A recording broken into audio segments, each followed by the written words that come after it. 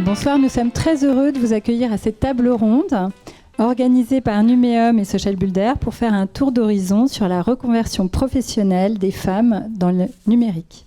J'ai le plaisir de vous présenter Emmanuelle Larocque à ma gauche, déléguée générale de Social Builder, une association qui agit concrètement pour la mixité et la place des femmes dans les métiers du numérique. Jean-Christophe Morizot, administrateur de Numéum, le syndicat professionnel des entreprises et de l'écosystème numérique, et vice-président du programme Femmes numériques chez Numéum, et aussi Country General Manager chez Red Hat France. C'est bien ça ? À ma gauche ensuite, Jessica Cuiger, développeuse chez Zoll, ayant effectué une reconversion professionnelle chez Social Builder. Et à ma droite, Gilles Gâteau, directeur général de l'APEC, l'association pour l'emploi des cadres. Et vous avez une chaise vide aussi. Nous rejoindra dans quelques minutes Audrey Perrochot, directrice du développement des compétences dans les territoires chez Pôle emploi. Alors merci d'être là. Moi-même, je me présente, Olivia Strigari, je suis cofondatrice et directrice de la publication Informelle, qui est un nouveau média économique pour développer la carrière des femmes. Et je suis aussi chroniqueuse sur Smart Tech, sur la chaîne Bismart.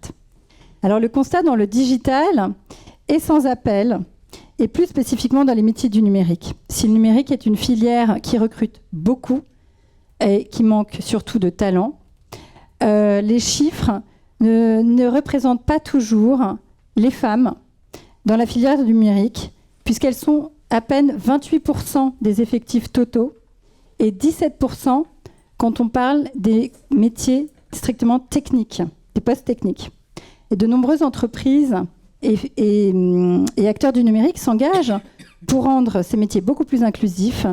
Ils mettent en place des pratiques RH innovantes, des politiques de diversité et s'attachent à attirer plus de femmes dans leur métier. En ce sens, la reconversion apparaît quand même un facteur clé et un levier majeur pour lutter contre la sous-représentation des femmes dans la tech, et notamment pour adresser et combler les enjeux d'égalité professionnelle femmes-hommes et lutter contre les stéréotypes de genre dans les métiers et dans l'univers du digital.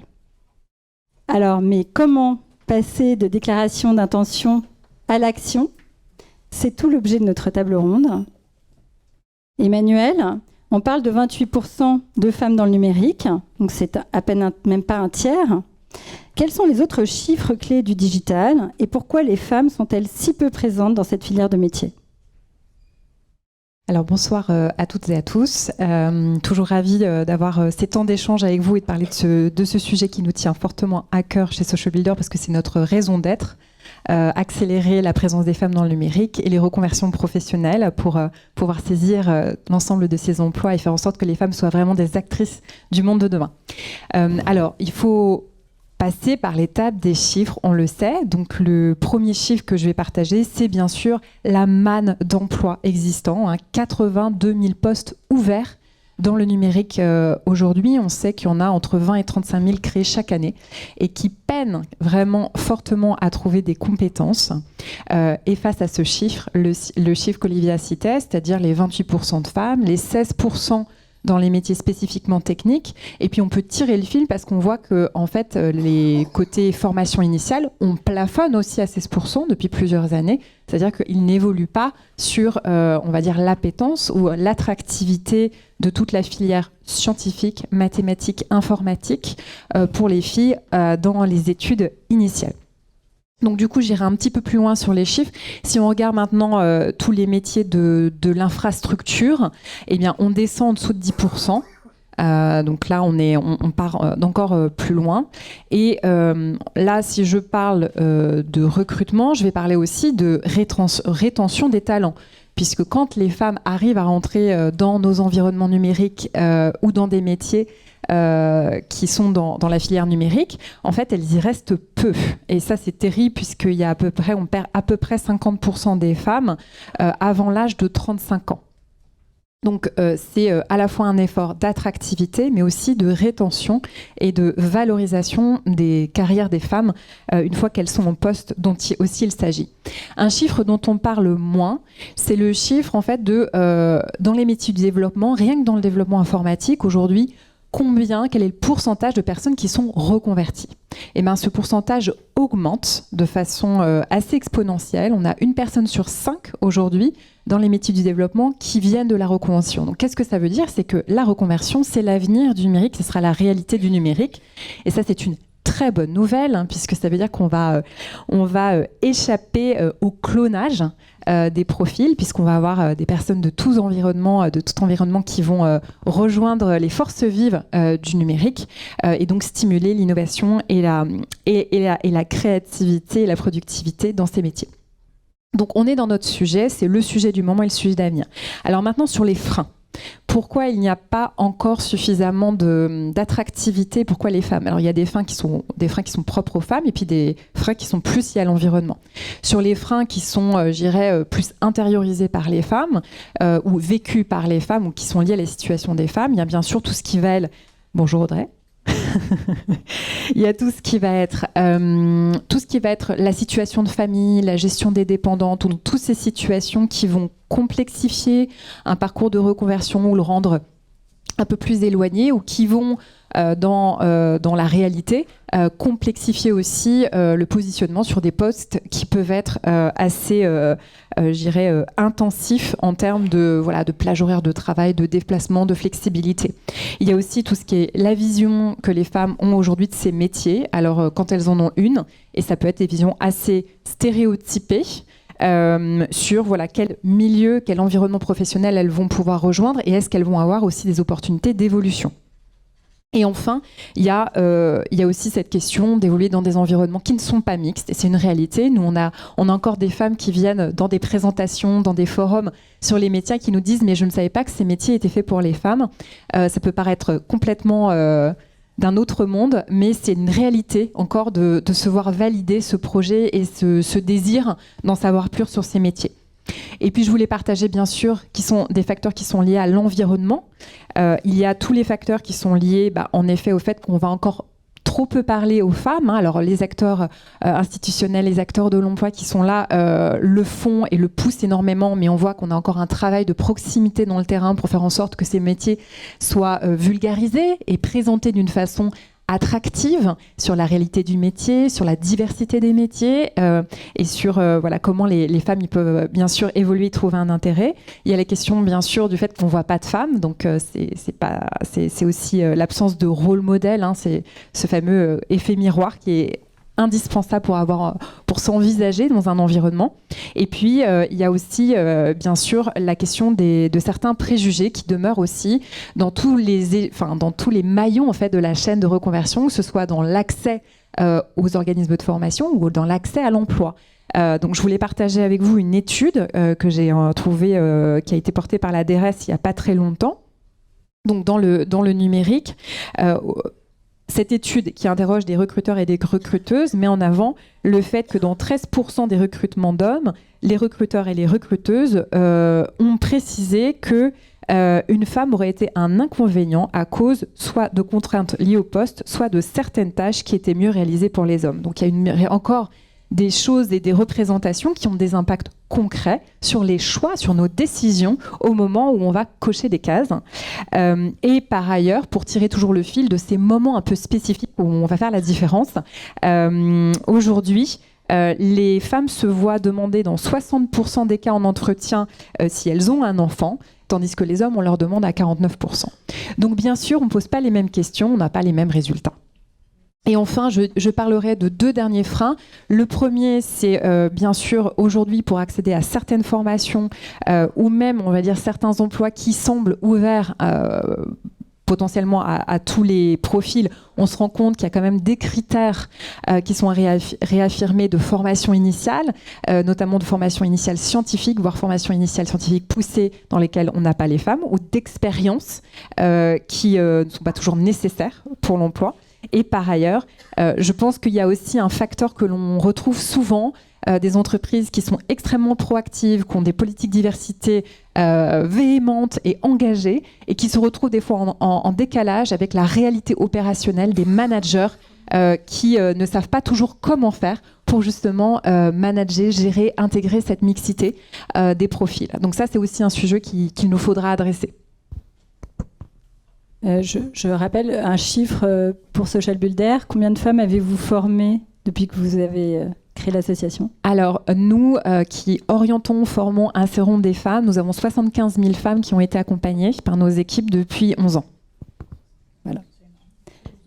Merci. Jean-Christophe, j'ai plusieurs questions à vous poser. Je vais vous donner plusieurs réponses alors. Voilà. Quelles sont les opportunités, les bénéfices pour les entreprises de s'engager dans un chemin de diversité et de mixité ? Quels sont les freins du côté entreprise ? On a vu les freins des candidates, mais quels sont les freins, enfin une partie des freins des entreprises ? Et quels sont les engagements concrets que prennent désormais les entreprises en la matière ? Alors, on va commencer par la première question, c'est quelles sont les opportunités ? C'est quelque chose d'assez basique en fait. Hein. On est là pour faire du business, pour développer nos entreprises. Et quand on regarde, je dirais, ces mondes du numérique, il est extrêmement dynamique et on a besoin de ressources. Quand on regarde le vivier de ressources disponibles, il y a moins de ressources que de besoins. Et quand on se penche un petit peu sur ces causes et qu'on regarde et on se projette dans l'avenir, on parlait tout à l'heure de 80 000 personnes ou 82 000 postes. C'est ça, 82 000. Si on multiplie par 2-3, parce qu'on gère des entreprises avec des visions un peu plus, je dirais, pluriannuelles, on est sur des besoins qui sont de l'ordre de 200-300 000 personnes. Et quand on regarde ce qui est disponible, vous avez peut-être 100-150 000 personnes. Et ce sont que des hommes. Donc c'est assez basique, je dirais, assez mathématique de se dire, mais où sont les femmes et comment je peux faire en sorte de répondre à mon besoin, je dirais, de ressources, et comment je peux développer mon entreprise. Je suis obligé, à un moment donné, de me confronter à cette réalité économique. Donc l'opportunité, elle est là. Elle est de pouvoir continuer à me développer. Une fois qu'on a posé ça comme constat, on a juste posé le problème. Et donc là, on arrive à la deuxième question, qui sont les freins. Et là, les freins, il y en a, mais partout. On est dans une société qui est une société extrêmement, je dirais, organisée selon des schémas de patriarcat. Hein. Enfin, on est vraiment là-dedans. Dans le numérique, quand on regarde les structures, je dirais, techniques, non techniques, les structures de management, vous avez encore assez peu de femmes qui sont, je dirais, aux commandes. Et puis quand on regarde en fait la façon dont on organise toute notre activité, c'est quand même une histoire d'hommes, si vous voulez. Donc quand on regarde comment on peut essayer de faire bouger les choses, on parlait tout à l'heure de comportement, la première chose à se poser comme question, c'est est-ce que le comportement des hommes est adapté à la situation ? Est-ce qu'on peut commencer à travailler un petit peu sur cette vision et travailler sur le changement de paradigme pour faire en sorte qu'on commence à se dire, oui, on ne peut pas y arriver sans avoir d'équipe mixte, sans être proactif dans cette mixité. Et c'est là où le travail est à faire. Quand on regarde chez Numéum, Numéum c'est un syndicat ou une organisation professionnelle qui promeut en fait, je dirais, les métiers du numérique. On représente 85% du chiffre d'affaires du numérique aujourd'hui en France, c'est 70 milliards d'euros. Il y a 25 000 entreprises, environ 2500 entreprises qui sont adhérentes de Numéum, mais ces 2500 entreprises représentent 85% du chiffre d'affaires.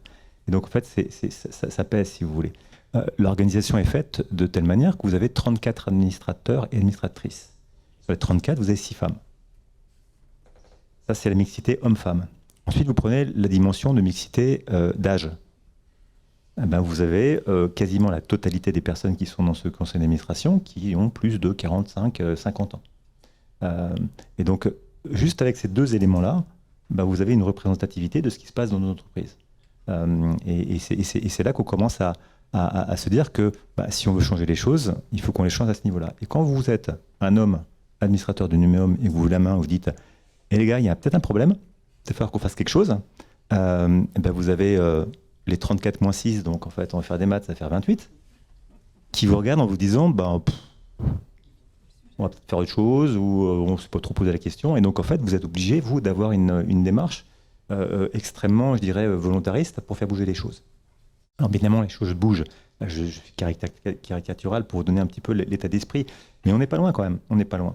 Voilà, le frein, il est là. Pour moi, le premier frein, il est là. C'est vraiment faire changer les mentalités, arriver à faire en sorte que les entreprises commencent à comprendre qu'il y a un intérêt économique. Parce qu'à la fin, c'est ça, hein, on n'est pas des philanthropes. Et qu'on est là pour faire avancer nos entreprises. Et que tout ce qu'on fait va dans cette direction-là. Donc les engagements concrets, troisième partie de la question, vous avez quand même beaucoup d'espoir parce qu'il y a des sociétés qui se bougent, des choses qui se font, je dirais des bonnes pratiques qui se mettent en place.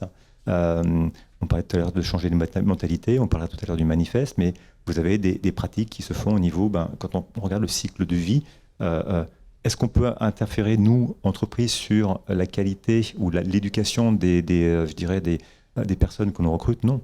Ça, c'est le travail des pouvoirs publics que de créer une force vive avec des compétences qui vont bien. Nous, entreprises, on va publier un poste et on va voir qui est-ce qui va se présenter à ce poste-là. Et quand on voit que sur un poste d'ingénieur, sur un poste très technique, il y a, on parlait tout à l'heure d'une vingtaine de % de femmes dans les écoles d'ingénieurs, elles sont déjà, je dirais, repérées, elles sont déjà prises avant même qu'elles sortent de l'école. Donc quand on est sur le marché du travail, en fait, vous n'avez pas de femmes qui se présentent. Ça n'existe pas, ou c'est très très rare. Quand vous avez une, vous dites alléluia, c'est bon, je vais pouvoir faire quelque chose. Moi, j'ai une équipe d'avant-vente sur la France. Il y a une trentaine d'ingénieurs. Il y a une femme. Et c'est pas faute de pousser pour essayer d'ouvrir. Donc qu'est-ce qu'on peut faire? Donc, on peut essayer de montrer qu'on est ouvert, travailler sur la reconversion à l'intérieur de l'entreprise, faire en sorte d'identifier, je dirais, des femmes qui sont avec nous et qui peuvent peut-être changer de métier. Et donc là, on peut essayer de promouvoir ces promotions internes, ces transitions, pour faire en sorte d'ouvrir les possibles. C'est quelque chose qui est très important, que de constamment travailler dans une idée de dire c'est possible. Vous pouvez le faire. C'est du numérique, c'est peut-être un peu de maths, c'est peut-être un peu de méthode, c'est peut-être un peu de structure, mais au final, c'est que des maths, que de la structure, que de la méthode. Et c'est pas si compliqué que ça si vraiment on a envie et qu'on aime ça. Donc en fait, créer ces possibilités, si vous voulez. Et vraiment travailler avec vos équipes de management, avec les RH, pour faire en sorte de mettre en place des plans de formation, des plans d'évolution, de mentorat, travailler sur le recrutement, faire en sorte que les annonces soient extrêmement, je dirais, visibles, pour justement donner envie de se présenter. Donc il y a plein de choses qu'on peut faire, des choses qui sont faites, mais mon constat aujourd'hui, c'est que c'est pas suffisant, qu'il y a un vrai travail à faire sur vraiment la posture, je dirais, des hommes et des femmes au sein de l'entreprise, et puis de continuer avec ces initiatives qu'on met en avant, avec le manifeste, le livre blanc, pour ne rien lâcher, faire en sorte que petit à petit, un peu comme dans un jeu de Go, je ne sais pas si vous jouez au Go, si quelqu'un connaît le jeu du Go, c'est un jeu de plateau, où en fait vous commencez avec des petites pierres blanches et des petites pierres noires, puis vous avez gagné quand vous avez remplacé par exemple les blancs par les noirs. Et en fait, c'est un peu ça, ou les noirs par les blancs. Donc l'idée, c'est de prendre une pierre par pierre, et puis de la soulever, et de la soulever, et de la retourner. Puis quand vous avez tourné une pierre, vous passez à l'autre. Et vous ne lâchez pas, et vous continuez. Alors justement, vous parliez du manifeste. En partenariat avec Social Builder, il y a 3 ans, vous avez bâti ce manifeste pour la reconversion des femmes dans le numérique. Et plus de 200 entreprises aujourd'hui sont signataires. Pouvez-vous nous en rappeler les grandes lignes? Et pourquoi seulement 200 entreprises finalement? D'accord, moi de répondre? Oui. Ah, d'accord. Vous pouvez répondre avec Emmanuel. Je le savais. Alors oui, donc dans cette idée, en fait, il y a 3 ans, on s'est posé la question de savoir ce qu'on pouvait faire. Et donc on a vraiment travaillé sur cette idée d'un manifeste qui allait permettre de poser un peu déjà le problème, de le partager, et de définir une action pour engager les entreprises adhérentes du Numéum à l'époque, les embarquer avec nous et les engager sur 6 points. Alors, sur la formation, sur la visibilisation du nombre de femmes converties, reconverties, et de faire en sorte de poser ça comme un principe je dirais, de gestion et de gestion active de cette reconversion et de cette mixité. Donc ça, c'est quelque chose que l'on a fait ensemble.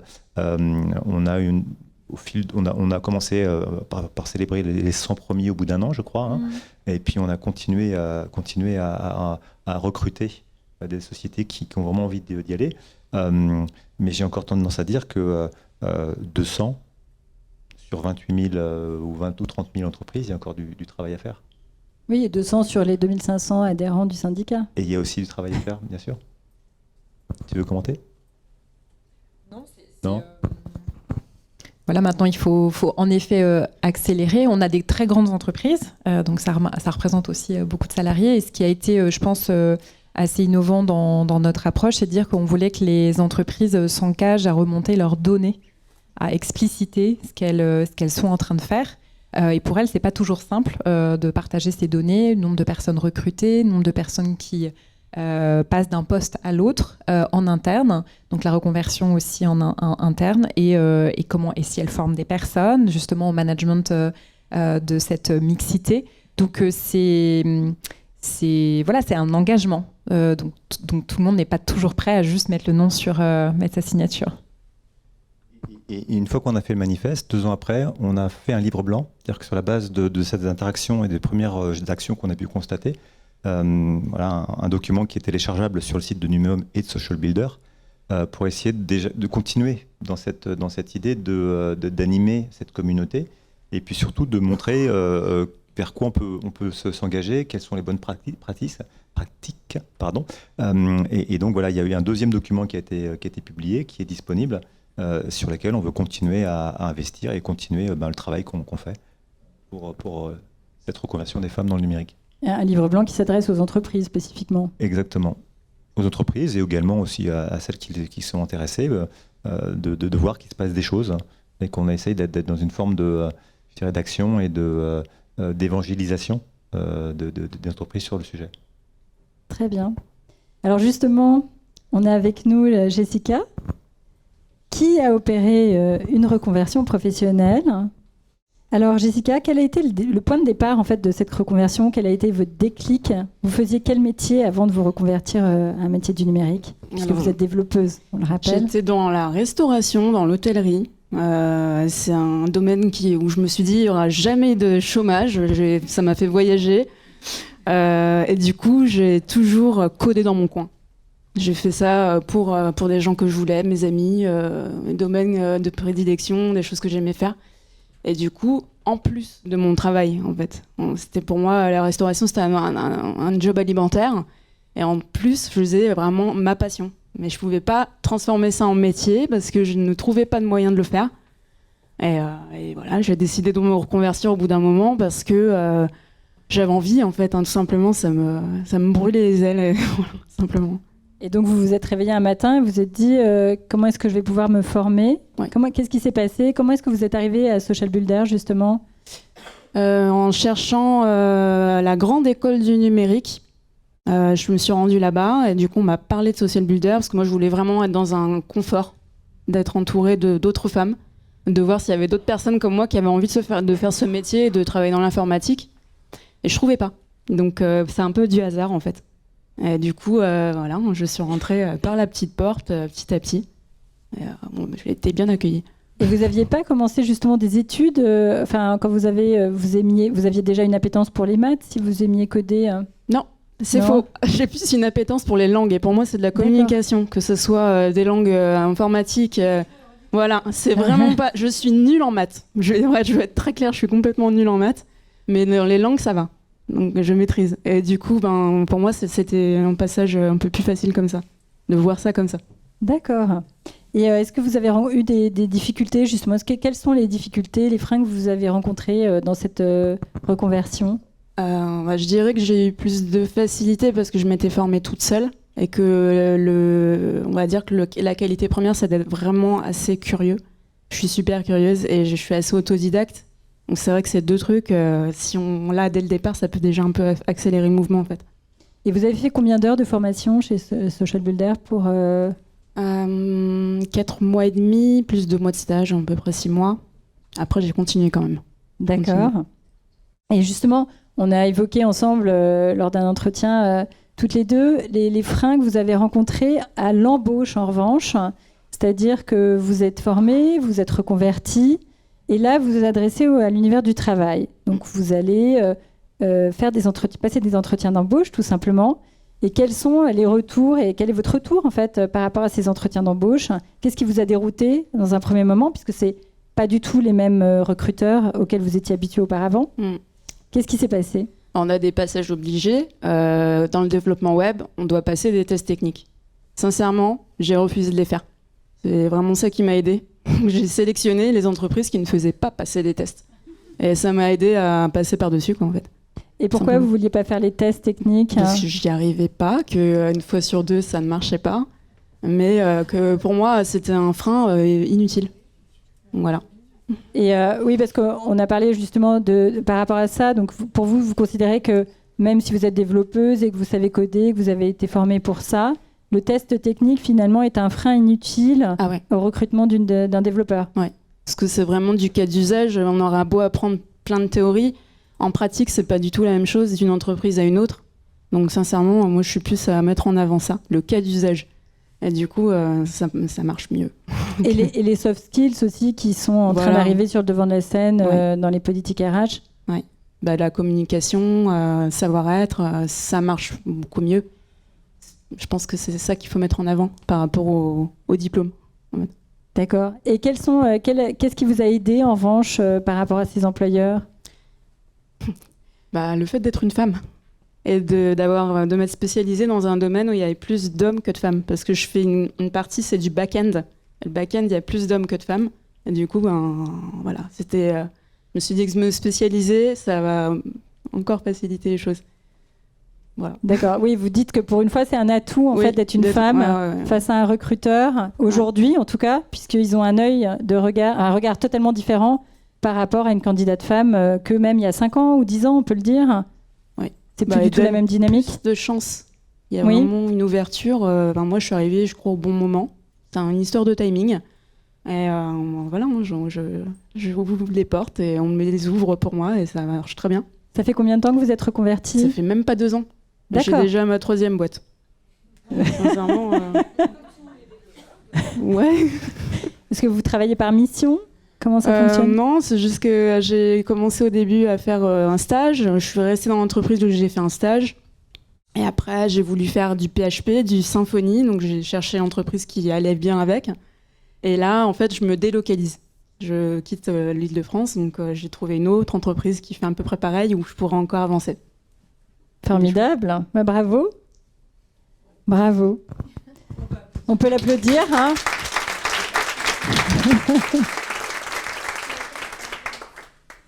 Alors, Audrey Perrochou nous a rejoints. Merci. Alors, j'avais plusieurs questions pour vous. Donc, déjà pour Gilles Gâteau, quel type d'accompagnement a prévu l'APEC pour la reconversion justement des cadres dans le numérique, spécifiquement les femmes ? Et quels sont leurs profils en général ? Parce qu'on a vu, là vous venez d'un métier de la restauration, Jessica. Donc est-ce que c'est tout métier ou est-ce qu'il y a un profil type pour la reconversion ? Merci pour l'invitation. Et puis bravo pour ce témoignage. Je le trouvais extrêmement intéressant et justement un peu représentatif de comment on arrive à contourner finalement certains freins qui sont mis et qui n'ont pas forcément de grande utilité. Ça nous renvoie à un sujet sur lequel à l'APEC on veut vraiment essayer de faire bouger des choses sur les critères de recrutement et les approches de recrutement des recruteurs. C'est pas vrai seulement pour le numérique, c'est pas vrai seulement pour la mixité des métiers hommes-femmes, c'est vrai sur toutes sortes de critères dans lesquels on voit bien qu'on a dans les pratiques de recrutement une forte propension à la reproduction d'un certain nombre de schémas, parfois totalement inadéquates en vérité à ce qu'est le besoin fondamental de l'entreprise, mais dont on ne se rend pas forcément compte. Voilà, vous demandiez qu'est-ce que fait l'APEC. Il y a bien sûr l'accompagnement que l'on va pouvoir avoir avec des femmes cadres ou jeunes diplômés de plus en plus jeunes maintenant, quelques années seulement après l'entrée dans les professionnels qui sont déjà dans des problématiques de reconversion. C'est un phénomène qu'on observe, nos consultants observent, de voir que de plus en plus tôt aujourd'hui, on se pose des questions de reconversion professionnelle, là où avant, c'était plutôt à la mi-carrière qu'on se disait, bon alors, c'est le moment de faire le point, de me dire peut-être que pour la deuxième partie, il y a quelque chose à faire. Aujourd'hui, on a de plus en plus des jeunes cadres entre 30 et 35 ans qui viennent à l'APEC en disant je veux faire autre chose, un autre métier que ceux pour lesquels ils se sont formés, parfois avec des grandes études quelques années auparavant.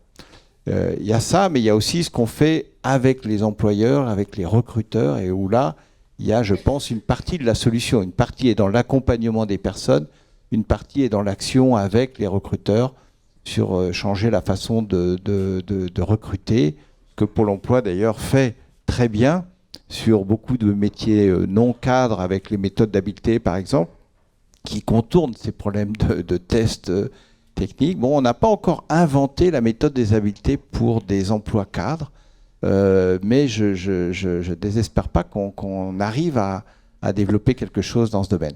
Alors pour revenir à votre question, il y a bien sûr tout un tas de dispositifs qui sont mobilisables mais qui ne sont pas toujours bien connus effectivement des cadres qui veulent se reconvertir et en particulier des femmes cadres. Évidemment le conseil en évolution professionnelle. Vous savez, l'APEC, la moitié des clients de l'APEC sont des cadres qui ont un emploi. C'est une grande différence avec Pôle emploi. On n'est pas du tout le Pôle emploi des cadres. La majorité de personnes qu'on accompagne sont des gens qui ont un emploi et qui veulent en changer, soit changer de poste, peut-être à la fin ce sera dans la même entreprise, et on peut accompagner un projet intra, si je puis dire, dans l'entreprise, soit éventuellement avec un changement d'entreprise ou un changement de métier qui sera vraiment la reconversion professionnelle. Et ce chemin, on va le faire avec un parcours de type CEP. Parfois, c'est aussi CEP d'émission. Donc, le cadre est déjà passé à l'acte, j'allais dire, avant même d'avoir complètement construit son projet. Ça arrive aussi assez souvent. Et pour répondre encore plus spécifiquement sur la partie femmes et reconversion dans le numérique, bon, j'ai posé moi la question à quelques consultants que j'ai rencontrés récemment, justement en vue de cette table ronde, en disant voilà, est-ce que vous avez été confrontés et c'est quoi le profil que vous avez rencontré? Je dirais qu'il n'est pas foncièrement spécifique. Les métiers du numérique, ils ont pour eux d'avoir une forte demande et donc l'assurance finalement d'aller trouver là des débouchés ou des évolutions professionnelles, des niveaux de salaire aussi, qui sont plus importants qu'ailleurs compte tenu de cette problématique offre-demande. Ils ont contre eux cette image finalement d'être un monde masculin et fermé, mais c'est un peu ce que beaucoup d'emplois industriels avaient il y a encore 10 ou 15 ans. Moi, j'ai été DRH EDF, voilà, femmes dans le nucléaire. Il y a 20 ans, c'était vraiment quelque chose de très compliqué. On avait les mêmes réactions des opérationnels quand on essayait de dire il y a quelque chose à faire, il faut bouger. Puis bon, aujourd'hui, une grande partie de ce chemin est fait. Je ne parle pas de l'armée, de la police, enfin de tout un tas de mondes d'emplois qui étaient extrêmement masculins, qui se sont ouverts et où les femmes ont fait finalement petit à petit leur place. Alors difficilement, et c'est encore loin d'être satisfaisant, mais on voit qu'on peut faire bouger, qu'il n'y a pas de raison que le secteur du numérique résiste aussi à ce mouvement. Donc on va avoir des femmes voilà, qui sont dans des logiques de reconversion dans l'emploi où elles sont. Elles sont un peu plus nombreuses à vouloir changer d'entreprise et changer de métier que les hommes.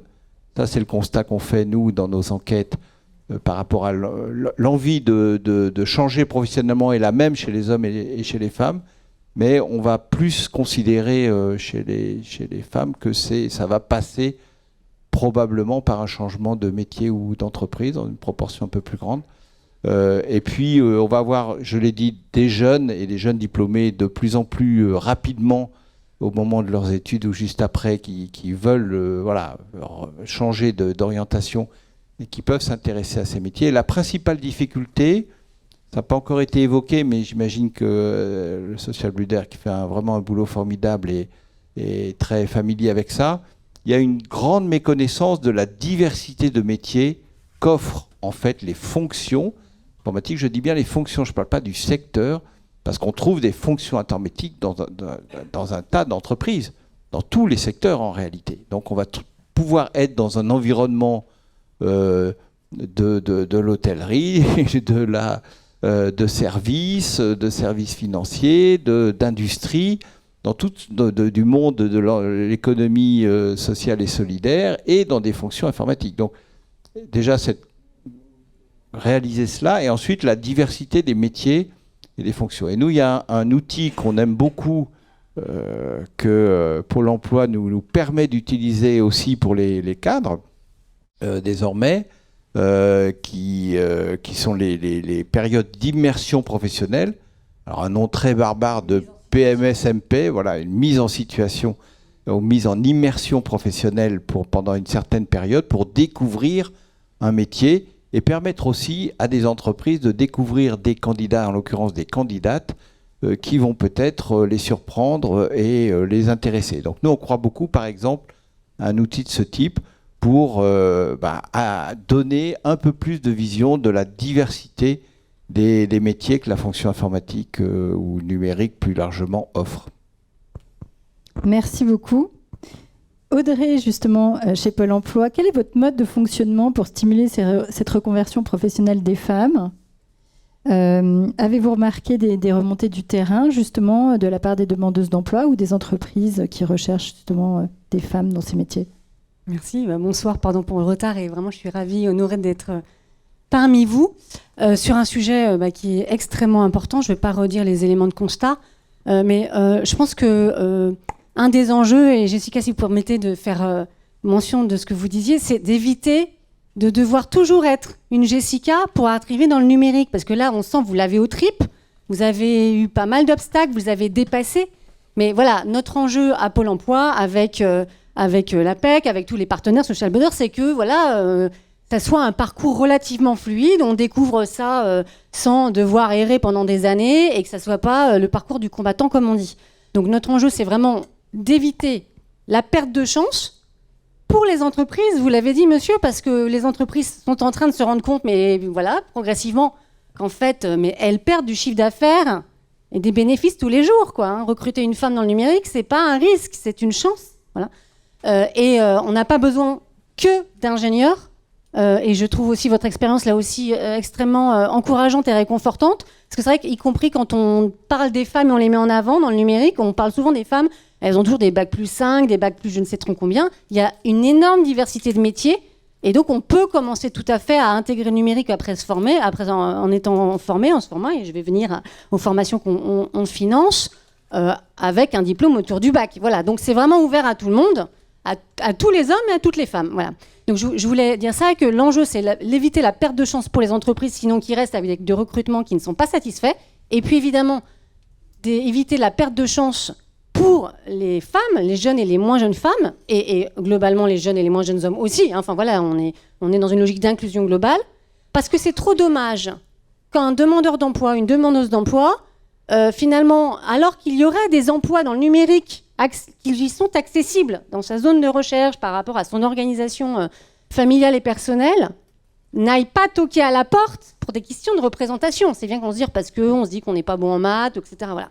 Donc, nous, notre enjeu, avec les partenaires, et c'est un enjeu qui est de longue haleine et qui départ très vite, c'est aussi un enjeu dès l'enfance, hein, et il y a des études qui montrent à quel point les parents ont un rôle aussi important à jouer, et que les parents, sans le vouloir, et les mères, sans le vouloir, reproduisent le fait de dire « Ah ouais, non, le numérique, un peu une fille, c'est pas terrible, etc. » Donc on essaye de lutter contre ça. Donc c'est l'information et la promotion. Pourquoi je vous parle des lycées ? On a une expérimentation à Pôle emploi avec donc l'Éducation nationale pour intervenir dans des lycées professionnels, pour parler des opportunités d'emploi, pour dire que le numérique et d'autres secteurs, ça recrute, ça paye et on peut s'y former. Hein. Parce que là aussi, un point, je pense, qui est intéressant à avoir en tête, et en particulier pour les entreprises, c'est que les chiffres qui ont été annoncés ont l'air énormes. Mais par rapport aux tensions globales de l'économie, et par rapport aux autres emplois, si vous allez regarder les offres d'emploi là, dans votre secteur, sur Pôle emploi, vous mettez une zone géographique, vous n'allez pas avoir plein d'offres dans le numérique. En fait, c'est en émergence extrêmement rapide dans l'économie, mais le poids est relativement faible, relativement à d'autres secteurs.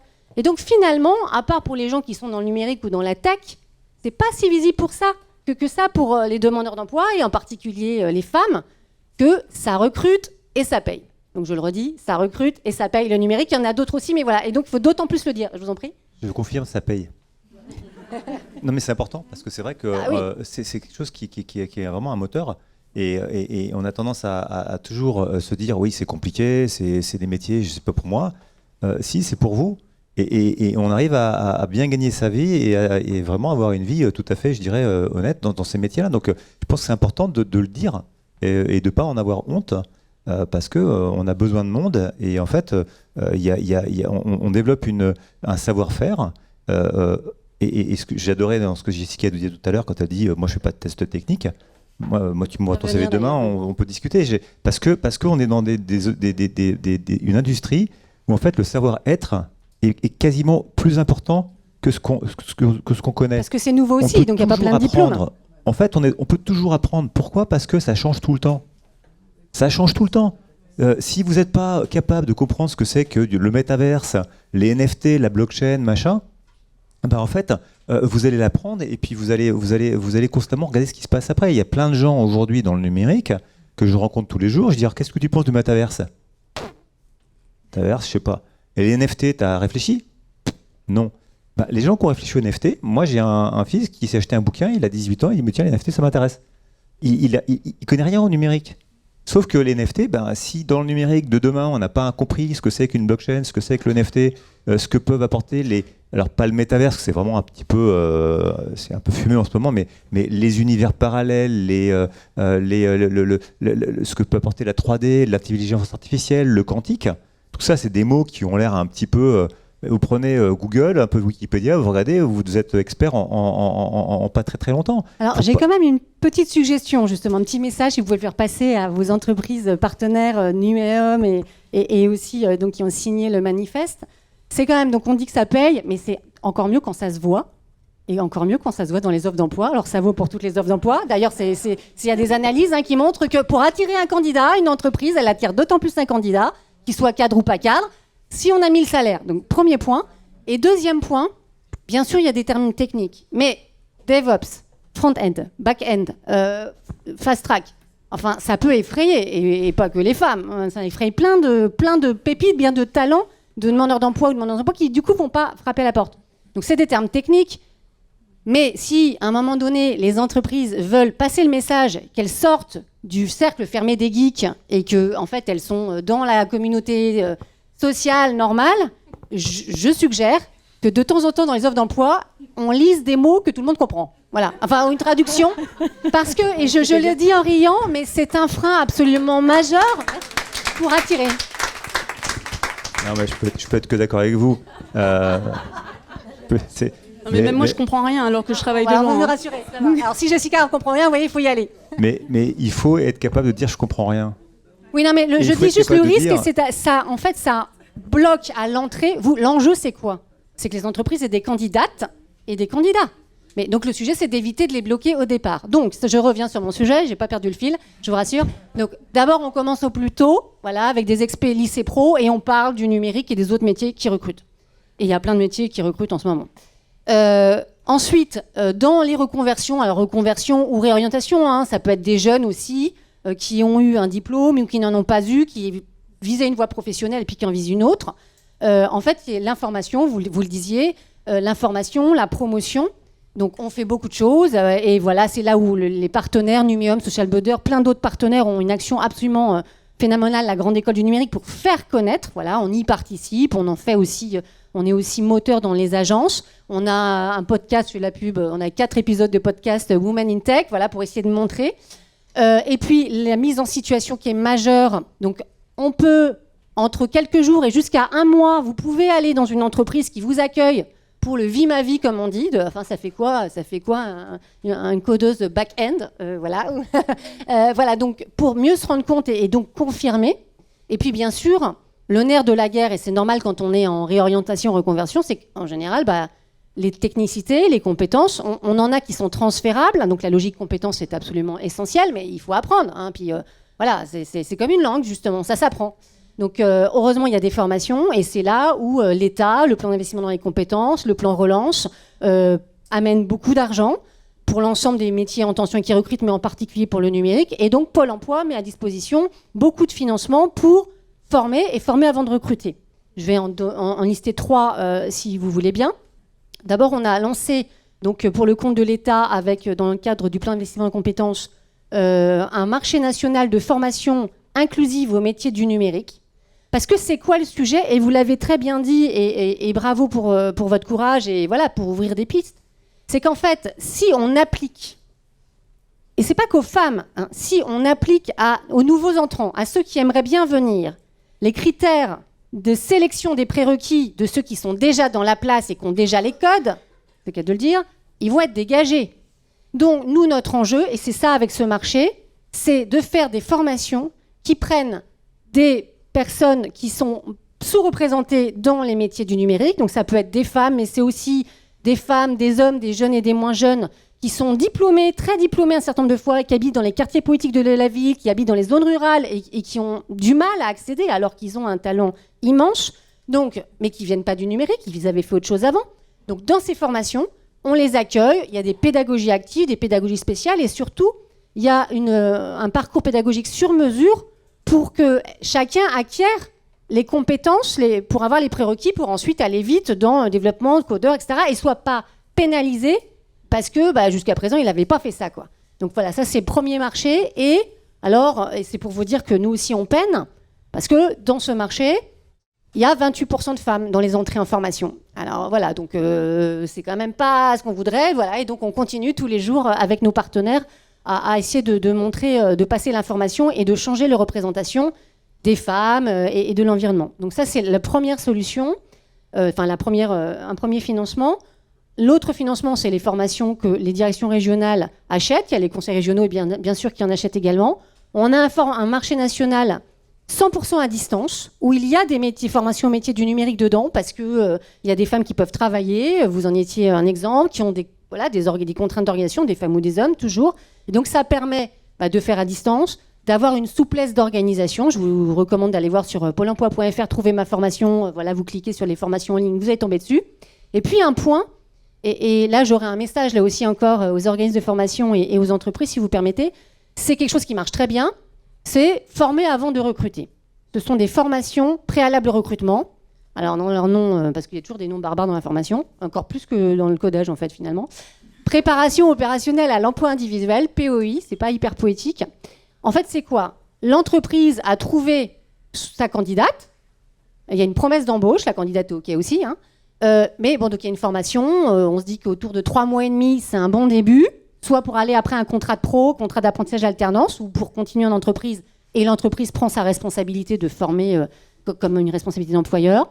Et donc, pendant 3-4 mois, la demandeuse d'emploi, elle est en formation avec un organisme qui est choisi par l'entreprise et qui est pro du truc.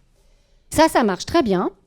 Les organismes de formation sont très actifs et nous aident beaucoup parce qu'ils sont très implantés dans les réseaux d'entreprises. Et donc, c'est eux aussi qui font connaître ces dispositifs aux entreprises, qui organisent la venue des entreprises, qui organisent avec nous la venue de demandeurs d'emploi et de demandeuses d'emploi. Et là, il y a un sujet, je vais vous dire, je m'en suis rendu compte l'autre fois, en allant au salon de la POI qui est organisé par un organisme de formation. L'organisme de formation, parce que le temps est précieux pour tout le monde, il organise un peu des présélections au départ. Et donc, problème.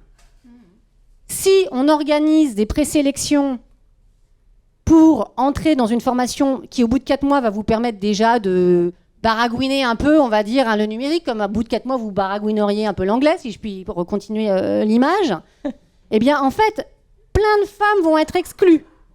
Donc, je fais passer un message aux organismes de formation et aux entreprises. Oui, ce dispositif, il est pour des formations autour de 3 mois et demi, on dit 400 heures.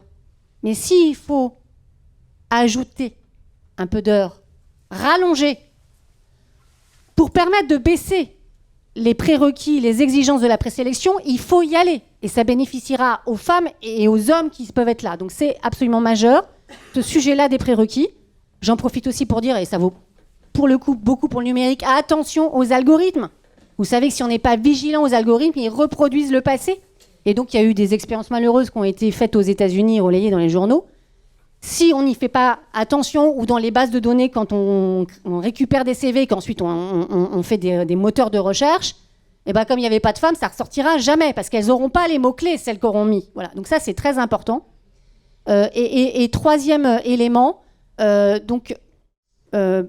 aux entreprises qu'il y a beaucoup de talents, que Pôle emploi, avec ses partenaires, on a des solutions, l'État met beaucoup d'argent, que l'enjeu, c'est d'ouvrir les chakras, comme on dit, sur les prérequis, qu'on a par exemple la méthode de simulation qui peut aider les entreprises. On a une méthode de simulation de codeurs, même à distance. Voilà, donc c'est des personnes, c'est des habiletés, comment ça s'appelle.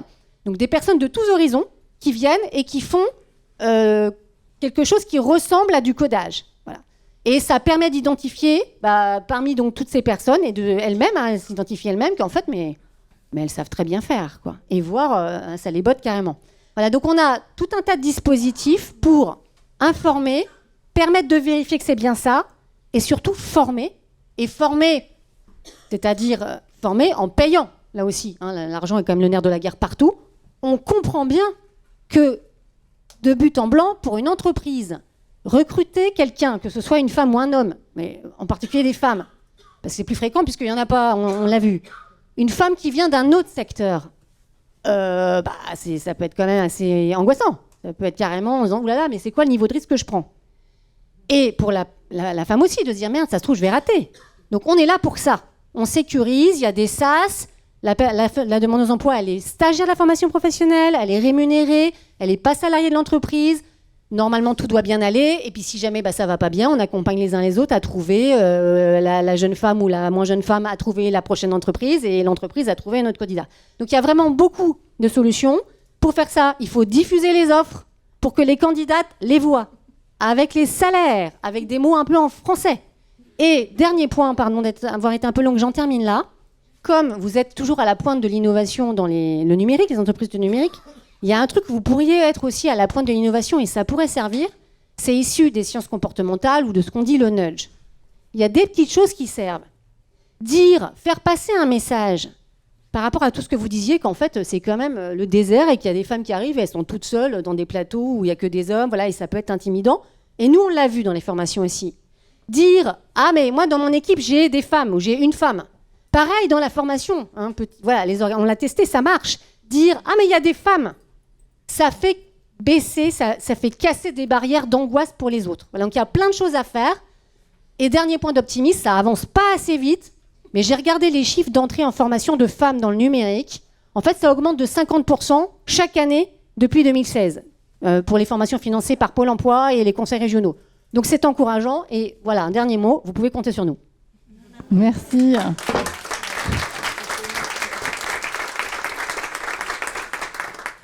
Le message est passé alors. Moi j'ai envie d'aller travailler chez Pôle emploi. Hein. Je suis pas sûr que ça paye bien. Comme l'heure si on peut mettre le salaire sur les offres. Comme l'heure tourne, on va peut-être passer directement à justement comment vous avez, vous Numéum et Social Builder, vous souhaitez aujourd'hui porter cet enjeu et mesurer les progrès qui sont effectués, les progrès à effectuer et avoir une mesure régulière, annuelle de ces améliorations et de ces chiffres en progression, comme vous le disiez. Aussi, on n'a pas touché un petit point qui est quand même peut-être important qu'on avait vu avec vos équipes, qui est l'enjeu de la reconversion versus l'enjeu des études. On parle beaucoup des filières mathématiques, des STEM, et qu'il y a peu de filles qui vont dans les écoles d'ingénieurs, peu de filles qui s'adressent aux STEM. Mais en revanche, on se dit on a évoqué ça avec vos équipes, que la reconversion est importante, mais pourquoi ? En fait, pourquoi la reconversion ?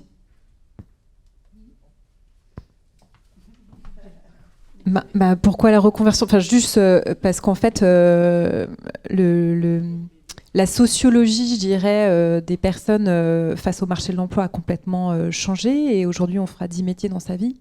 Il n'y a plus personne qui veut s'enfermer dans une tâche, dans un environnement professionnel. On a envie de découvrir le monde, de se découvrir soi-même. Et on le fait aussi dans son milieu professionnel. On ne veut plus que ce soit un job alimentaire. On veut faire des choses qui nous nourrissent, nous fassent grandir, nous fassent rencontrer des personnes. Et Et donc la reconversion, c'est juste comment on va créer cette fluidité des parcours.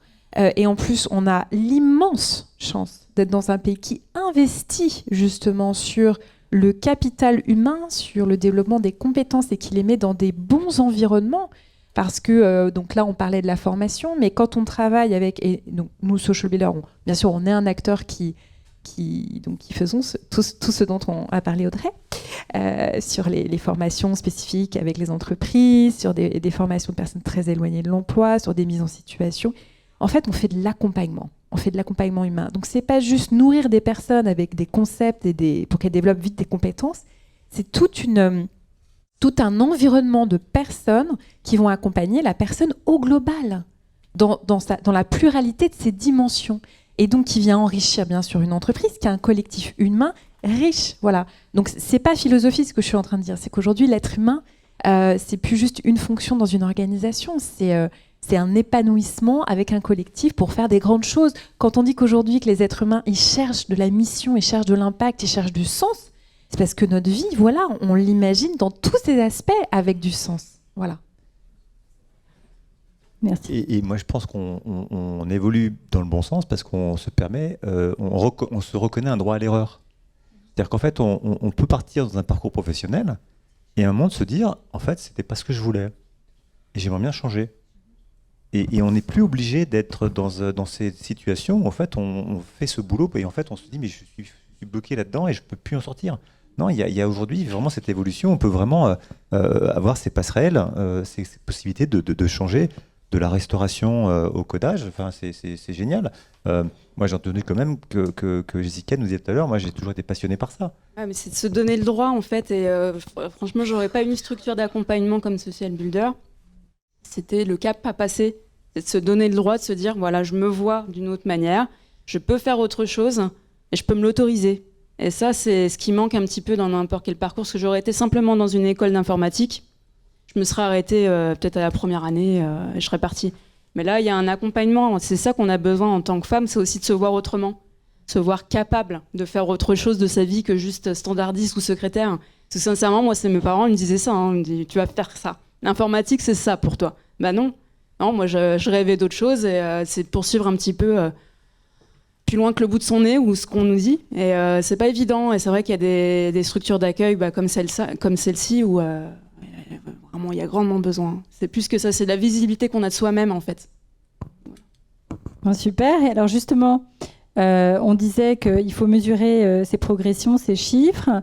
Vous avez bâti un baromètre, on peut le dire, Ouais. avec, donc j'appelle aussi Thomas Aruba, Digital Director de... Je vais vous donner un micro peut-être. Et puis peut-être un siège, non ? En fait, pour introduire Thomas, on s'est posé avec Kantar. Pardon. Ouais, chez Social Builder et Numéum, on s'est posé, on s'est dit, ok, on a fait le manifeste, on a fait le livre blanc. C'est quoi la prochaine étape ? Et le constat qu'on a fait, c'est qu'en fait, on manque d'éléments chiffrés, on manque de mesures, on manque d'éléments qui nous permettent de dire, on en était là, on va là. Entre les deux, il y a une évolution, il y a des choses qui se font, il y a de bonnes pratiques, il y a une communauté d'entreprises qui sont engagées dans la démarche. Mais l'idée, c'est de donner un tempo. Et cette idée d'un baromètre a émergé. Et c'est ça dont on va parler dans un instant. C'est vraiment d'avoir cette outil de mesure et de prise de température ou d'évolution entre deux instants qui nous permettent de mesurer le chemin parcouru et de s'apercevoir, je pense, au fil de l'eau, qu'il y a toujours beaucoup de chemin encore à parcourir. Mais l'idée, c'est au moins d'avoir cet élément de mesure qu'on veut mettre en place très bientôt. Thomas, est-ce que vous voulez nous en dire un peu plus ? Je vais juste introduire nos partenaires. Donc pour le baromètre, donc bien sûr c'est un baromètre Social Builder Numéum pour en gros travailler et identifier comment évolue la place des femmes dans le numérique. Et on a la chance à la fois d'être soutenu par la DGCS, la Direction Générale de la Cohésion Sociale, et par d'avoir choisi aussi un acteur de référence sur tout ce qui est études. Qui est Kantar, et on est très fiers du coup de ce partenariat global pour lancer cette initiative qui verra le jour en 2023, début 2023. Donc je te donne la parole pour présenter Kantar. Merci Thomas. beaucoup. Mais du coup, moi, au-delà de Kantar, l'Institut d'études que certainement toutes et tous connaissent, ce qui me marque, c'est les premières discussions qu'on a eues avec Emmanuel suite à un premier baromètre que j'ai lancé, que j'ai créé avec la French Tech Corporate Community, qui est le premier baromètre donc, sur le futur des métiers de la data. Qui dit numérique dit data. Et donc que j'ai remis à Cédrico l'an dernier. Il y a la deuxième vague qui sort cette année.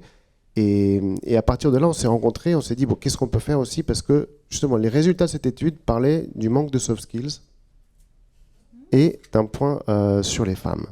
D'ailleurs, il y a des évolutions, donc ça, c'est hyper intéressant, parce que quand on fait un baromètre, quand on barométrise une étude, je veux dire, ce qui est hyper intéressant, c'est de voir les choses qui bougent, en bien ou en moins bien.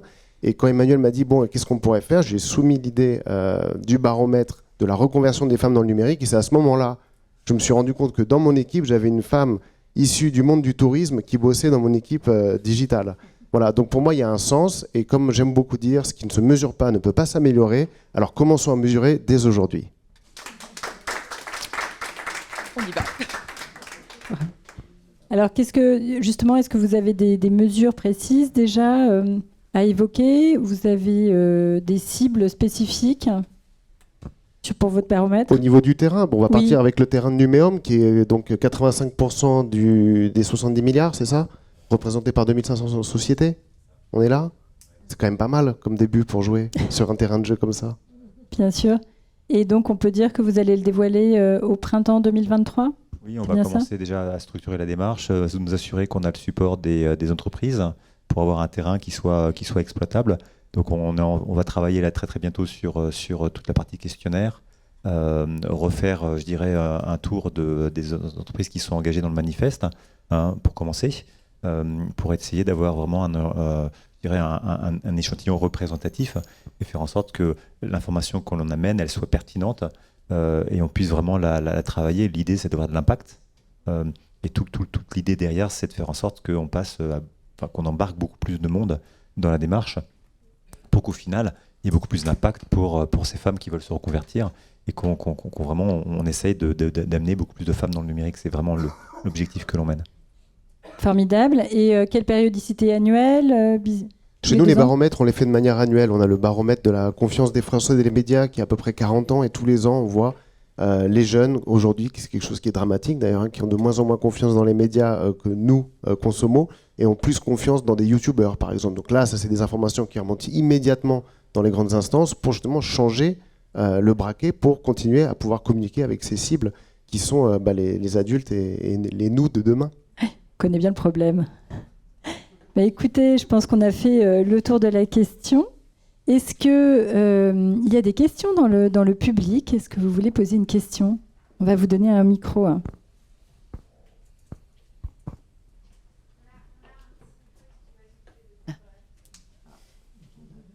Merci. Il n'est pas petit.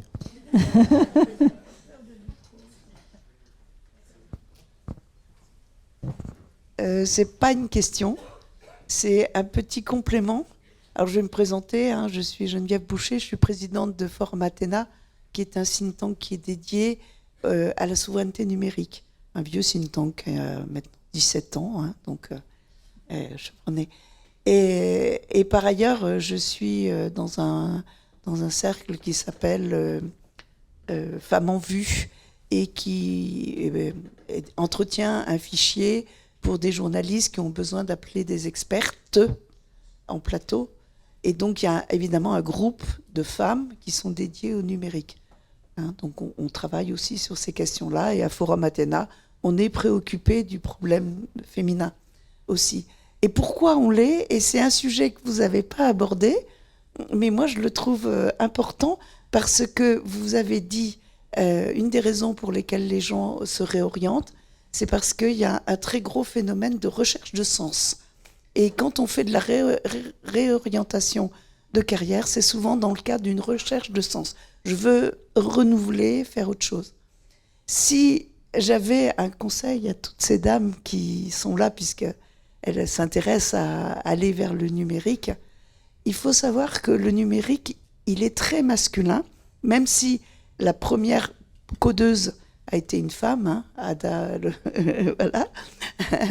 et dont on a dit que c'était une anomalie, que c'était une transgenre, quasiment une transgenre intellectuelle. Le numérique actuel est un numérique complètement masculin, un numérique guerrier. Il nous faut, surtout en Europe, où on va être amené à avoir énormément à reconfigurer le numérique, aller vers un numérique beaucoup plus féminin. Mais encore faut-il que les femmes s'y présentent. Hein, voilà. Je trouvais important de vous rajouter ça dans les motivations. Merci. Oui, vous voulez répondre? Ce qui est paradoxal, c'est que le numérique a été féminin. Quand vous prenez le numérique des années 70, c'était essentiellement des femmes qui travaillaient dans le numérique. C'est l'émergence du micro-ordinateur dans les années 80, où en fait on a des rôle modèles qui sont sortis, des Bill Gates ou des Steve Jobs, et il y a eu une masculinisation, une espèce d'appropriation de l'outil informatique et de l'ordinateur qui a fait basculer, et en fait on est passé du féminin au masculin. Mais vous parliez d'Ada Lovelace tout à l'heure, il y en a d'autres, il y a beaucoup d'inventions qui ont été vraiment poussées par des femmes dans le monde de l'informatique, mais c'est peut-être une histoire de balancier. Mais je suis d'accord avec vous, mais ça a été féminin. Alors, les femmes, effectivement, chez IBM, il y avait une quantité pharaonique de femmes qui étaient embauchées, mais elles perforaient des cartes. Hein. Elles n'étaient pas dans la conception du système. Alors, il y a des tas d'exceptions, et ceux qui connaissent ma carrière savent que je suis une exception, mais c'est des exceptions, c'est des accidents. Moi, c'est pas rare, j'ai rien fait pour... ça se passe comme ça, puis ça s'est passé comme ça. Mais les femmes, elles perforaient les cartes. Hein. C'était au départ des facturières qui ont perforé les cartes. Et au fur et à mesure qu'on a développé le coding, ce sont les hommes qui se sont emparés du coding et surtout des architectures système. Merci. Alors faisons en sorte que l'exception devienne la norme, si je puis dire. Voilà, mesdames, vous savez ce qu'il vous reste à faire.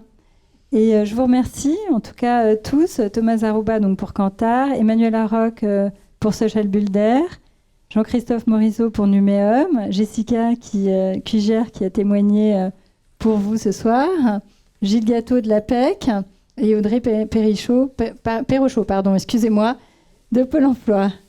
Merci en tout cas d'être venus nous écouter. Rendez-vous au printemps prochain alors pour le dévoilement du premier baromètre. Bravo à tous. Et puis par la suite, je vous invite à vous rapprocher des rafraîchissements. Merci encore.